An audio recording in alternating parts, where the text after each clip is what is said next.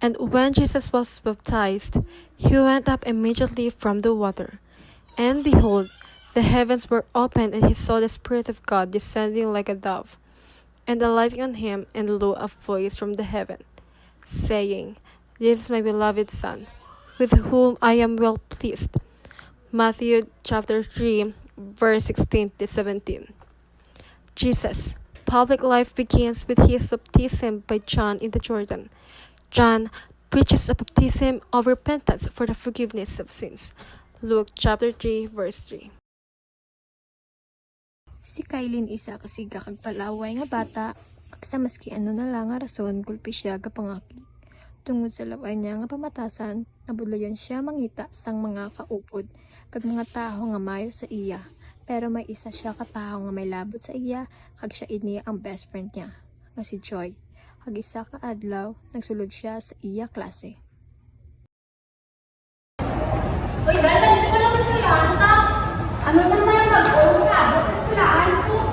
Hindi na dali mo naman. Mag-own ka mga dito sa ila. Kasi, pero may sa ako. Mag-own ka kami dali. Gusto ko sa science project. Wala ka kami sa mga sabi ko sa gusto. Nanigal ka na. Wala ka na takot sa ako. Nakakabigay ka na kasi hindi. Hindi ka nag-aakot ka na lang. Wala ka mga nanigal. Gila ka. Gila ka na lang. Gusto na mo tatak sa ako. Kung mamasta ka, tulog ako. Hindi mo nanigal. Ay, hindi rin naman ang kawan. Gusto na ako tapos yung budget. Oo, bakit? Ano kung Sophia? Sa sunod nga adlaw nakita iya best friend nga si Joy.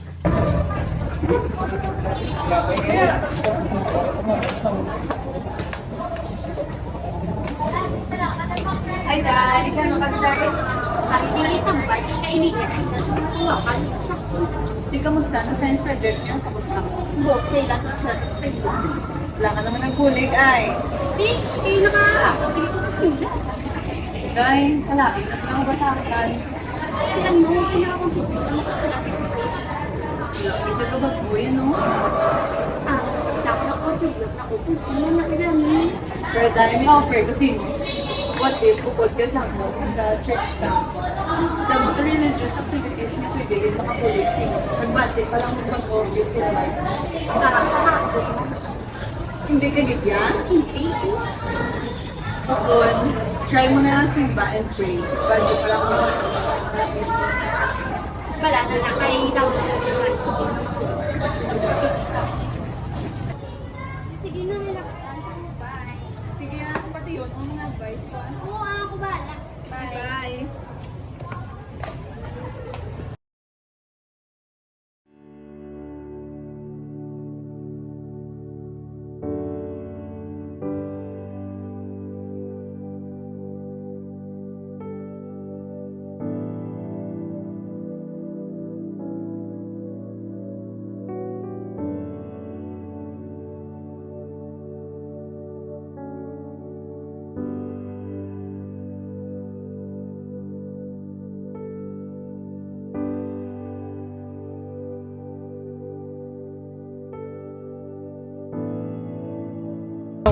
Excuse me ha, sorry sa gusto ko, pero feeling ko pinamalan mo na.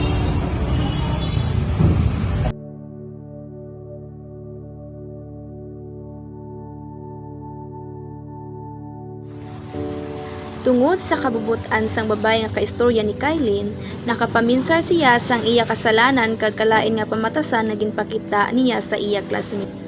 Nagbasa si Kailin sang tinaga sa Biblia nga nagtapik sa iya kag nagbabago sang iya hunahuna and pananaw niya sa kabuhi.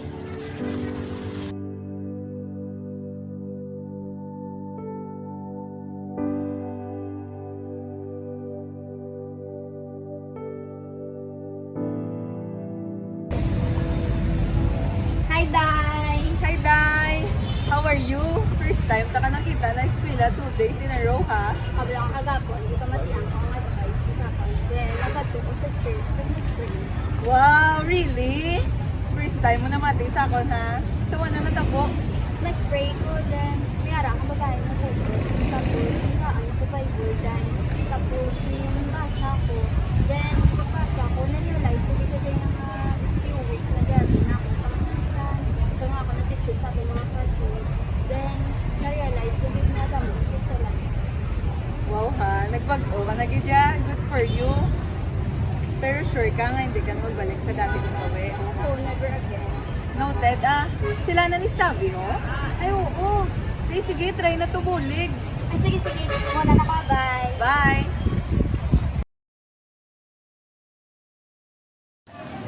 Hi guys, good morning.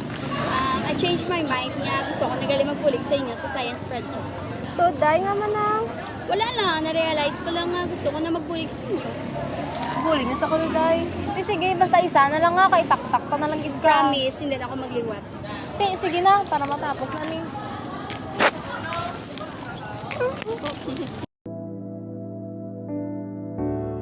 This story encapsulates the life changes of the character Kylene. She went from being unlikable and inconsiderate to her peers, and has turned a new leaf and changed entirely, not only with her ethics and behavior, but also her spiritually. The simple act of kindness that was demonstrated to her by a stranger brought her to a new path and outlooks in life. She became good, perform acts of goodness to others, and just like the baptism of Jesus in Jordan.